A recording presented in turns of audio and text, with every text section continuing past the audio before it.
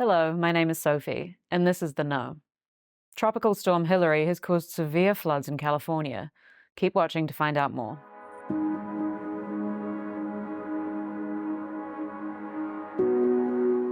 Storm Hilary is the first tropical storm to hit Southern California in 84 years. The mayor of Los Angeles described it as an unprecedented weather event.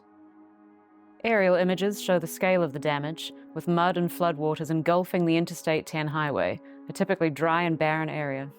Palm Springs, the hardest hit area, saw a record-breaking 3.18 inches of rainfall, resulting in flash flooding and abandoned cars floating in the water. The last recorded record for rainfall in Palm Springs was 2.03 inches in 1930.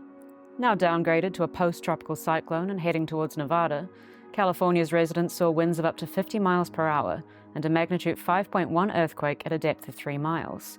However, no major damage from the quake has been reported. California Governor Gavin Newsom declared a state of emergency on Saturday, while President Joe Biden ordered federal aid. Joe Biden and First Lady Jill Biden recently visited Maui after wildfires devastated residents in a historic loss to the Hawaiian island. The visit followed criticism of Biden's response to the crisis, 13 days after the wildfires claimed the lives of over 114 citizens, making it the deadliest U.S. wildfire in over a century. He promised in a speech to provide help for Maui as long as it takes. The whole country will be with you.